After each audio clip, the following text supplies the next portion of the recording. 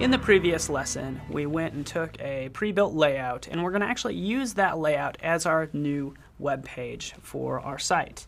So, sure enough, in this My Site folder, I already have those files, Dreamweaver, and from my Files panel, I can double-click on Index New. And this was created by going to File, New, and I selected a layout. So that's all I did. I'll click Cancel, because there's sort of more that meets the eye with this file. Because if I take a closer look at it, say for instance in split view, I can see what this file contains. So there's quite a bit going on here, but if I even scroll up, I can see all of the CSS associated with this page. And look how it's actually commented out. And that's what this gray text is. It's just a comment, a little note just to clue me in on what this CSS style does. So you'll see that throughout these template files, making it really handy. Okay, so that works pretty well, but another thing I can do is I can click right up here, Inspect. So with that selected, it turns on what is known as Live View, and I can go ahead and roll over these different items. And look what it does is it highlights that code on the left side. So this does help me inspect the CSS, especially if you're dealing with somebody else's page.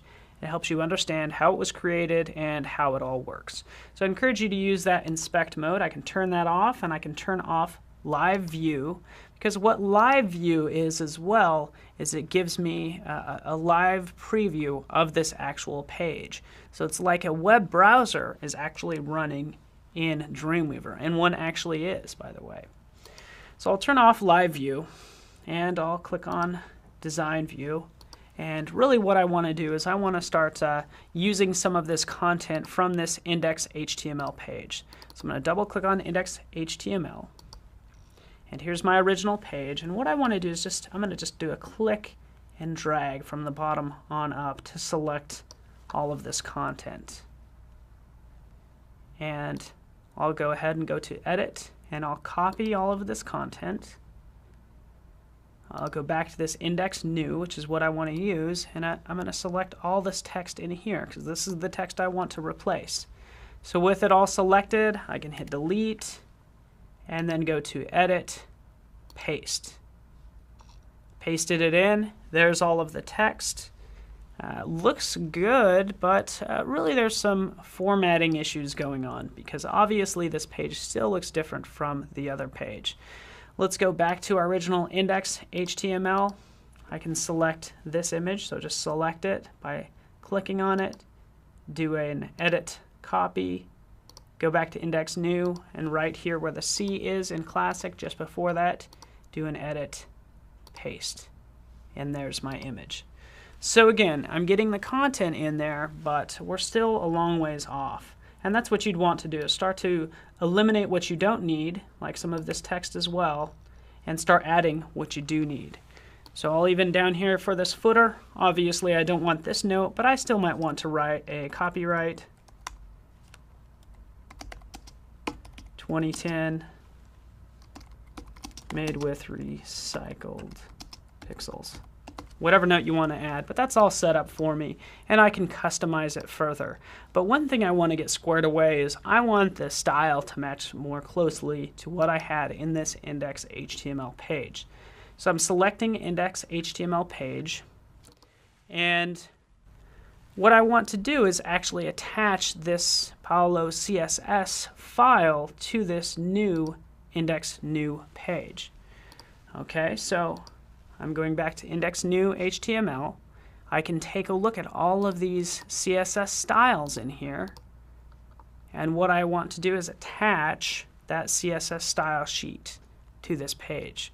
So at the bottom of that CSS styles panel, click attach style sheet, and for the file/URL, click browse, and again it's just a matter of locating that CSS file, select it, click choose. Just like that. I won't worry about the media, but I'll just click OK. And there we have something more that more closely resembles what I want. So again, I go through this process of sort of modifying some of these options. Look over in my CSS styles panel as I twirl that down. Here's the Paolo CSS, all of my rules right up here. This is just the styles associated with this specific page. And I don't want any of these to be on this page. I still might want to keep them, but I actually want all of my CSS to be in this one page. So what I'm going to do is I'm going to take all the CSS, I'm going to just do a select of that bottom one, and then I'll hold down the Shift key to select the top one. And again, I want to move this CSS into this new CSS page. So I'll just do a click and drag. So do that, do a click and drag, and when you release, it gives you this dialog box that wants you to resolve these various conflicts. Okay, so it says your source CSS rule has some things going on, and it wants to know whether you want to overwrite your destination CSS rule, which is my Paolo CSS. Well, you know, I spent a lot of time on that design, so I actually do not want to overwrite this stuff. So I'm going to select no. So I encourage you to just select no for all of these, and if there's any conflict, it will resolve them. And now all of that CSS is rolled up into this Paolo CSS. All right, there are a couple other items, and these are my conflict items. I could always select those, and with those selected, I can click the trash can and just get rid of those just like that. Now this is more like it. All of my CSS is in one area, and now I really want to start manipulating this even further. And it's really just a matter of exploring the file and getting rid of what you don't need. Say for instance, if I put my cursor right up here, if I click right here next to this insert logo, well, if I click right there, it says right down here, it says it's part of the header, and that's where that green color is coming from. So I can locate the header right here, but what you can also do is instead of searching for the item, you can click current, and this actually will tell you what the current item is. So right in here you can see there's a summary for the current selection. There's a lot going on with it. Let's try to expand this panel down a little bit more. Here are the various rules.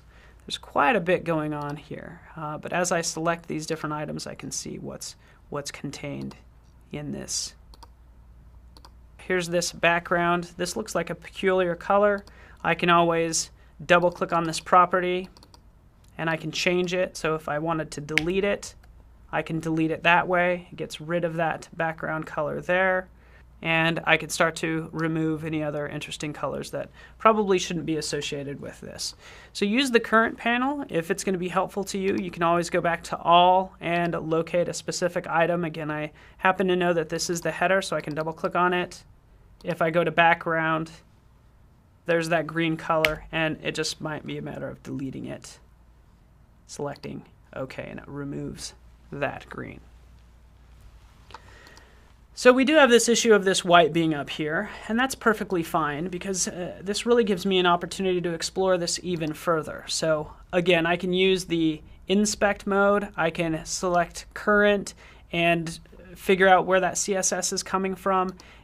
Another way even is to place your cursor on whatever you want to select, and right down in here at the base of this document it says div container. So I can select div container like that, or div header. So here's the header, here's the div container. So I encourage you to use this to sort of define what is currently selected. I can go over to current, and sure enough, for this div container, it has this background white color. Again, it might not work for me, so I could always select it and delete it just like that.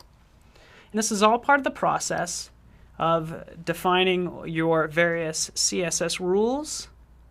So I can even select this area because obviously I want a background of white right here. So I can select this, and this is the content, as it says right here, content CSS. I can go to all and I can locate that content, and I can change that background. Let's just make sure that is white.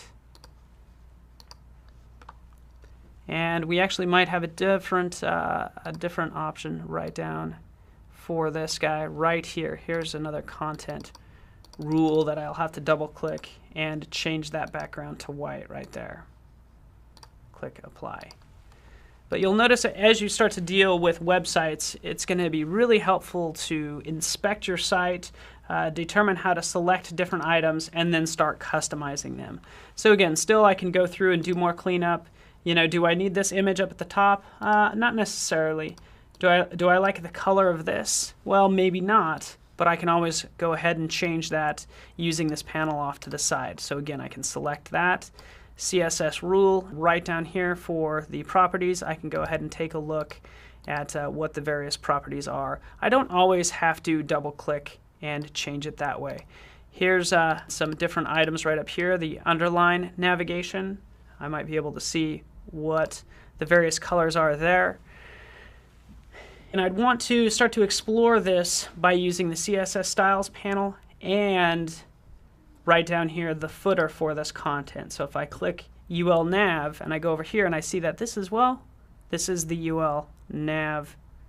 Well, from there I can go ahead and modify it just by double clicking on it and maybe changing that background. So I'll change that background just to black, click apply, and that looks a lot better. Same thing for this area right here. I notice that this is the div sidebar right here. Gives me that interesting color, sidebar 1. Not a huge fan of that color. So again, it's just a matter of locating sidebar 1, double clicking on it, and then changing that background. And I can just delete that color, click apply, and it removes it. Okay, so the last change I'm going to do is going to deal with the size of this document because it's awfully wide compared to my original index HTML. So right here, notice how this one actually isn't quite as wide. I'll just close it right now. I don't have to worry about saving it. But for this page, I'm going to go ahead and adjust the width. And it's the same process of manipulating the CSS. Say, for instance, for this content, let's take a look at it one more time. If I select content, right down in here, it says the width is 780. I'm going to change this to 620. Hit enter, and it makes it 620 pixels wide. I can go ahead and select this whole container, as it tells me right down here. I've selected that whole container, and again, you can always click on it down here. But again, if I take a look over here for my container, I can go ahead and change that as well.